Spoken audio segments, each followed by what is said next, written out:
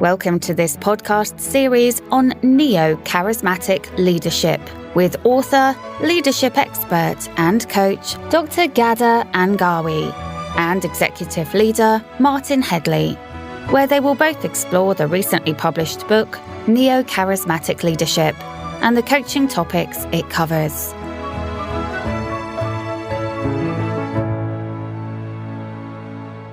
Okay, Ghadah, now that we know who these neo-charismatic leaders are and what the prerequisites are for their leadership, what does a neo-charismatic leader do?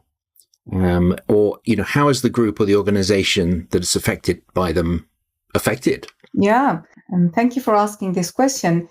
A new charismatic leader, what they do is really three things. They evaluate, they create, they transform. They are driven by a need to assess and evaluate a situation, come up with solutions, specifically creative new solutions, and execute these solutions by, driving transformation and movement forward.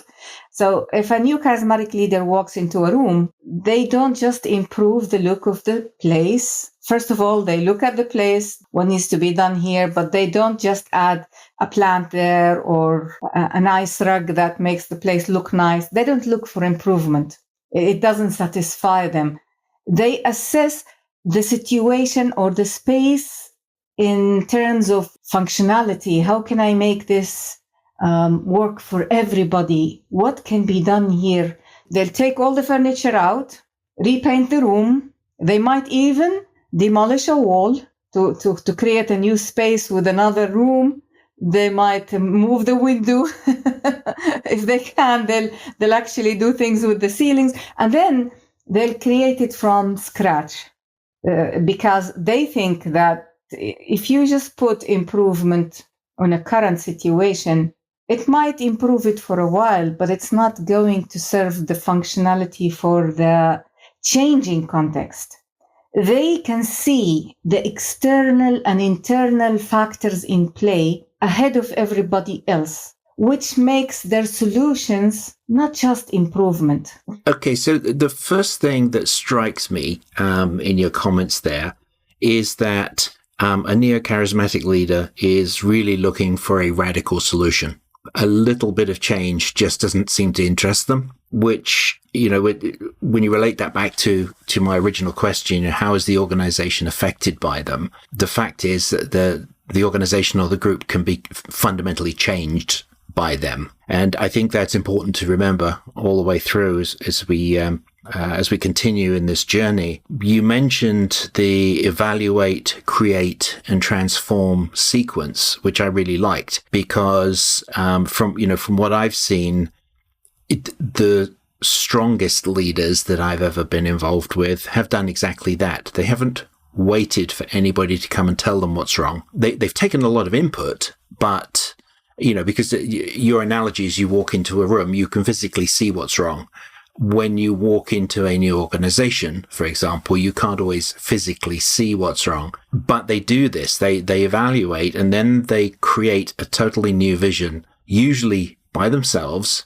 Mm-hmm. And then they start to share that with others, get others involved, and that's when the transformation begins. So, it is a stage, but I think there's an overlap because, some people might still be trying to understand the new vision at the same time as others are ready. Oh, I understand it and I'm ready to go.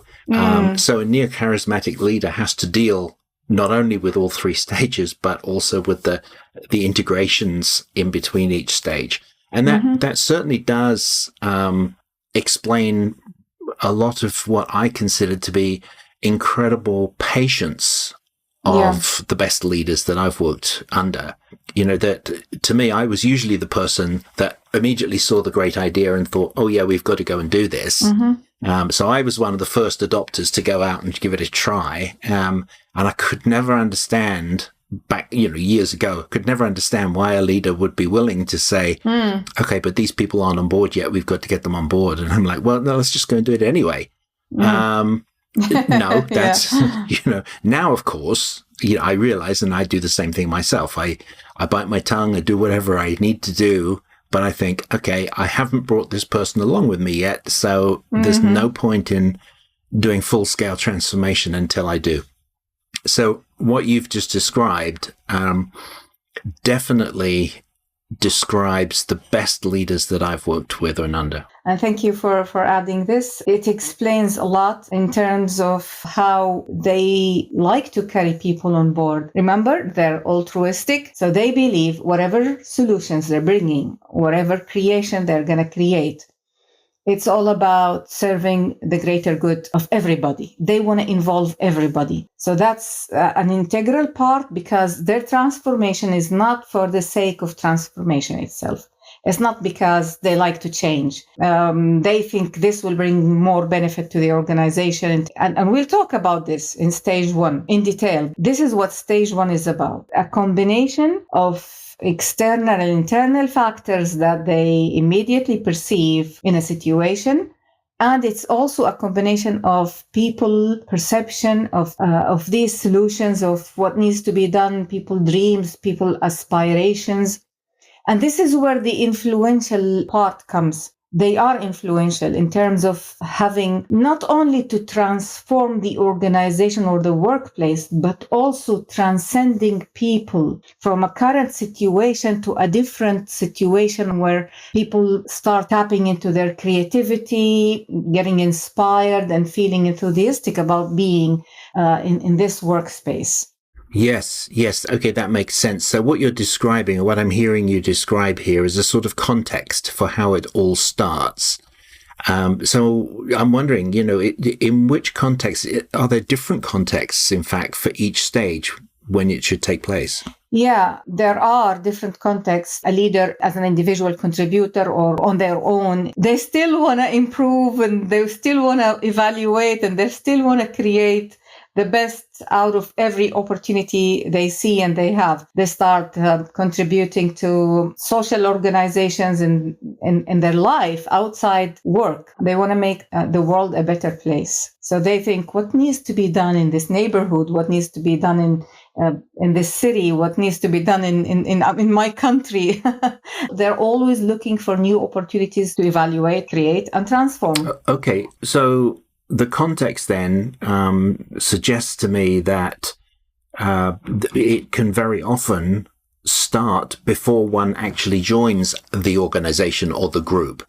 So you could actually be forming an organization or a group in order to make this change, which is pleasing to me, because, as I've said before, I think several times, I hate that leadership development has focused so much on organizational leadership, which people tend to equate to big corporations, government, etc., when it isn't. What we're trying to do here is empower the individual wherever they are and in whatever context they find themselves. You follow these 3 steps, and you build the prerequisites of neo-charismatic leadership, and there's no reason to stop you. Yeah, and remember, they have their prerequisites: self-awareness, they're visionary, and they're empathetic. So these 3 elements, they provoke them to be aware of their own emotions and thoughts, and immediately the vision kicks in. They think about others, because there is a balance between my own self-awareness and being empathetic with others. And the vision is like the focal point. It brings the 2 together, and all of a sudden this person becomes engaged with this context that they exist in. If they're individual contributors, as I said, they immediately look for opportunities, how they can reach out to the community, offer help, become part of what's going on. And actually, they could be immediately leading even without becoming leaders. And now with the social media, they gather people around them, they speak on social media, and all of a sudden they have all these followers and they become influencers, regardless of what is the context is. Yes, I agree. I think that's the power of it. The power of social media, good, bad, or indifferent, but, this is one of the good powers of social media, is that it allows everybody the opportunity to lead. And all you have to do is recognize that there is a need for a change and start to influence others. So yes, anyone, you don't have to be in an organization. So if any of our listeners are out there thinking, oh, I'm not part of a big company or I'm not part of a government, it really doesn't matter anymore. It doesn't matter, no. The internet and social media has set us free. And in a way that, I don't think some of even the big establishments have realized yet. And, this is manifest by the fact that many big organizations and governments get sideswiped by, really powerful movements that have started exactly like this. So, yes, I agree that I don't see any other way for transformation to take place, and I encourage it. I think that is, in fact, the best way transformation ought to start from now on is people just seeing a need and moving. Yeah. And once they are engaging with others in a relationship, they start immediately forming a team. They start influencing people in a way that people values click with them. And once the values are aligned, unintentionally, even if they don't know about this, even if they're not thinking about the values, they immediately are aligned, and that becomes the team. And immediately you see the movement, the energy, and people volunteering to do things with them.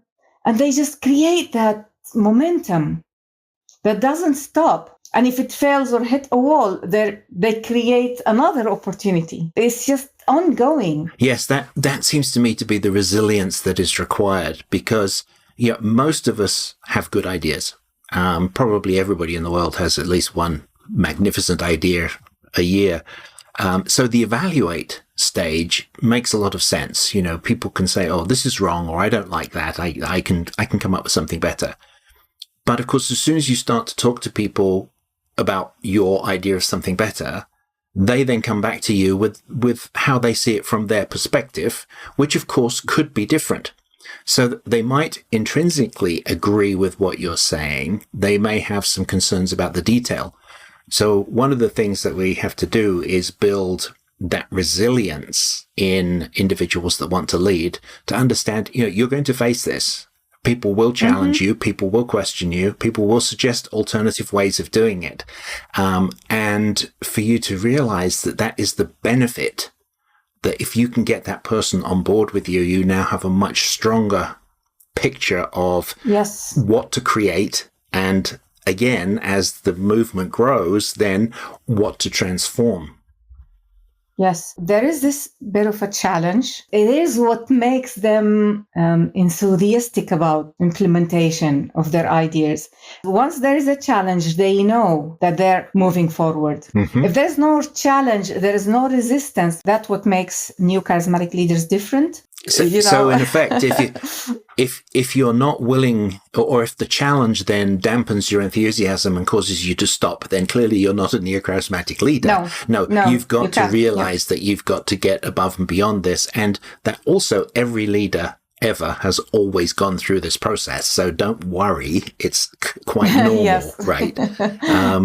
Okay, I get that. So how do the 10 behavioral roles, how are they distributed? And, are they linear? Are they cyclic or parallel? Because, we talk about the 3 phases, but then, of course, there are bits in the middle, aren't there? Yes. So stage number 1 is the search for opportunity, where the leader evaluates to find out what opportunity there exists that can happen for them to make a transformation. And stage number 2 is the creation of the opportunity with others. So it's the formulating a shared vision. And stage number 3 is devising means for implementation, for achieving the vision. And this is where the transformation, the actual transformation happens. And you see leaders in actions. And we will talk about 10 behavioral roles in the 3 stages, 3 in the first, 2 in the second, and then 5 in the last stage. They overlap. Sometimes it's small cycles, sometimes it's large cycles.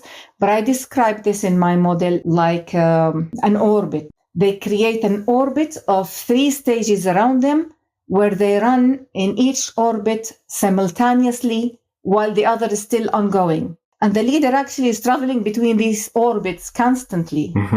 making sure that everything is running well over there, but they don't remain in one orbit. They move from one area to another, Yes. and they create another orbit of 3 stages around that area. So look at it from a 360 or multidimensional perspective, where it becomes something tangible and moving around you. The organization is transforming, but you get into the departments and you go into the divisions, and you even visit people and create around each person their own orbit of 3 stages. And how do you do this? This is the amazing part. How do you do this? It creates energy in people. Yes, I can see that. You know, it's fun actually to to feel that energy. Whether you're the leader or you're the follower, doesn't matter.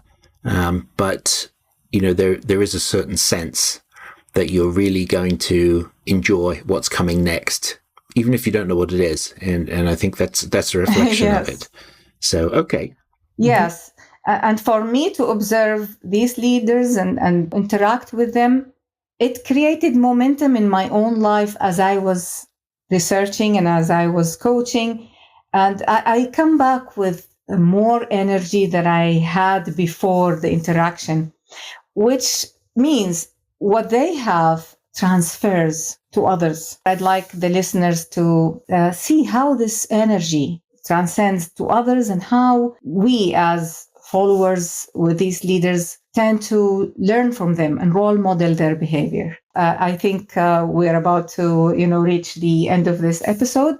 I'd like the listeners to follow through the coming episodes.